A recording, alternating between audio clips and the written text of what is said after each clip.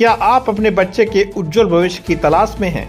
तो आइए क्षेत्र की सबसे तेज उभरती हुई संस्था ओम कृष्णा कॉन्वेंट स्कूल सेठपुर अतरौलिया आजमगढ़ में, जहां मिलती है बेहतरीन शिक्षा और संस्कारों का अनमोल संगम। नर्सरी से कक्षा 8 तक एडमिशन ओपन है। अनुभवी शिक्षकों की देखरेख, स्मार्ट क्लास और आधुनिक पढ़ाई, अनुशासन के साथ सर्वांगीण विकास, खेलकूद और सांस्कृतिक गतिविधियों की भरपूर सुविधा। यहाँ बच्चों को सिर्फ पढ़ाया नहीं जाता बल्कि उन्हें एक बेहतर इंसान बनाया जाता है। तो देर किस बात की, आज ही फोन उठाएं और स्क्रीन पर दिख रहे नंबरों पर संपर्क कर पूरी जानकारी लें।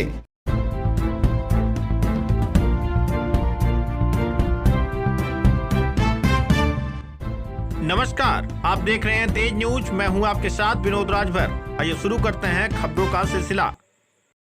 मृत्यु भोज का बहिष्कार कर श्रद्धांजलि सभा का आयोजन, समाज को सकारात्मक संदेश देने की कोशिश। आजमगढ़ जिले के सगड़ी तहसील क्षेत्र के भरौली गांव निवासी सदानंद यादव ने समाज में एक सकारात्मक पहल करते हुए अपनी माता स्वर्गीय मुन्नी देवी की मृत्यु के बाद परंपरागत मृत्यु भोज का बहिष्कार कर श्रद्धांजलि सभा का आयोजन किया है।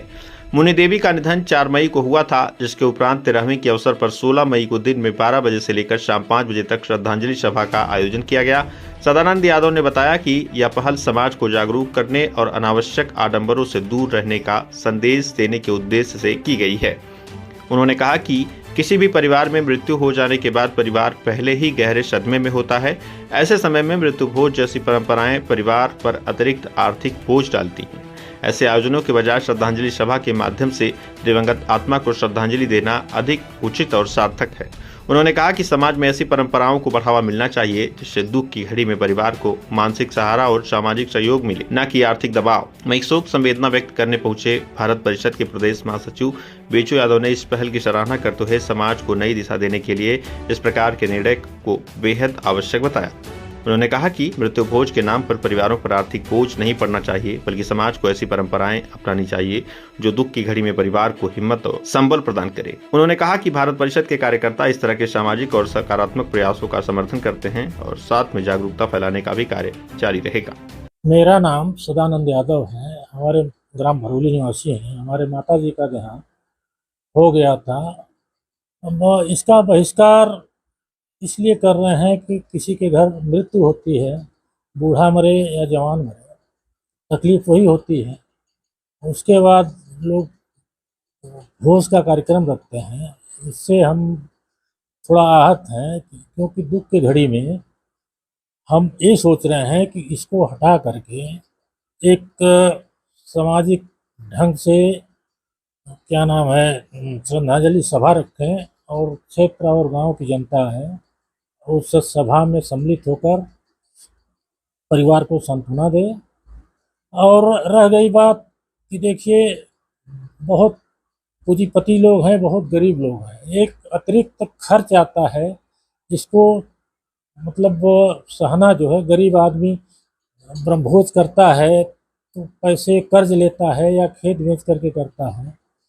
हाँ, तो यही सब दिक्कतें हैं। इसलिए मैं सोच रहा हूँ कि मैं यहाँ से शुरू करूँ और कोई किसी प्रकार का ऐसा विरोध नहीं है। आर्थिक स्थिति सबके सुधारने के लिए मैं सोच रहा हूँ कि एक हमारे माध्यम से एक क्षेत्र में संदेश जाए और लोग इस प्रकार से मतलब ब्रह्मभोज को ख़त्म करके श्रद्धांजलि सभा का वो आयोजन रख करके सांत्वना दें। और कुछ लोग आएंगे और अपना विचार व्यक्त करेंगे। उस हिसाब से परिवार को एक शांति प्रदान होगी। और ये सब जो है एक आडंबना है, मतलब उसको मैं ख़त्म करना चाहता हूँ। मेरी बात ये। मेरा नाम बेचू यादव और मैं समाज सेवी संगठन भारत परिषद का प्रदेश महासचिव हूँ। आज मैं सदानंद यादव ग्राम भरौली के जो हमारे संगठन के पदाधिकारी हैं, इनकी माताजी का देहांत हो गया। यह सुन करके मैं भी इनके घर पर शोक जताने के लिए आया हूं।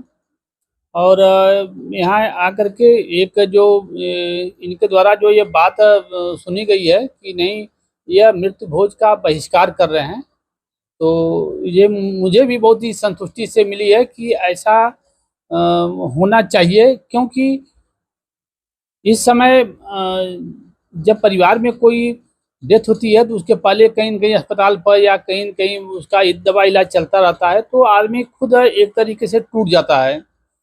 और फिर उसके ब्रह्मभोज और दसवां में तमाम तरह का ये अतिरिक्त भार पड़ता है, तो वो आदमी कहीं न कहीं कर्ज लेता है। मान लीजिए इनकी स्थिति तो ठीक है, कोई दिक्कत नहीं है, लेकिन बहुत से ऐसे लोग हैं जो बिल्कुल अपनी आजीविका की स्थिति चलाते हैं, और वो लोग भी एक सामाजिक बंधन में बंधे होने के कारण, लोक लज्जा के कारण दूसरे से कर्ज, ब्याज पर कर्ज लेकर के वो लोग 13वां का ब्रह्मभोज करते हैं।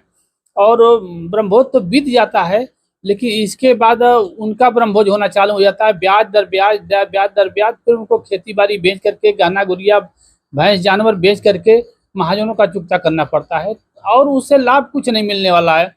क्योंकि जो आत्मा है वो जब तक जीवित है, माता-पिता या जो भी परिवार के हमारे सदस्य हैं, जब तक वो जिंदा हैं, उनकी जितनी सेवाएँ आपको करना है उतना सेवा कर लीजिए, वही उनके हक में जाएगा। मरने के बाद कोई कुछ देने लेने से या उसका दान पुण्य करने से कोई मतलब नहीं निकलता है। तो यह सबसे अच्छी चीज़ बताएँ कि जो मृत्यु भोज का जो बहिष्कार किए हैं, इसका एक समाज में अच्छा एक संदेश जाएगा। लोग इससे एक संदेश लेंगे और इसकी नकल करेंगे और लोग खुशहाल रहेंगे। मैं इसका समर्थन करता हूँ। सदानंद भाई को मैं धन्यवाद देता हूँ कि आपने समाज में इस तरीके करने का एक जो अपना जज़्बा जो दिखाया है, चूँकि कहने के लिए तमाम लोग कहते हैं, लेकिन कोई करता नहीं है। सारे लोग चाहते हैं कि नहीं, आडंबर का विरोध होना चाहिए, मृत्यु भोज का बहिष्कार होना चाहिए, लेकिन सामाजिक और लोक लज्जा के चलते कोई कर नहीं पाता है। लेकिन ये इन्होंने हिम्मत किया, मैं इनकी हिम्मत को सलाम करता हूँ, धन्यवाद देता हूँ, और समाज को एक अच्छा संदेश मेरे द्वारा जाएगा।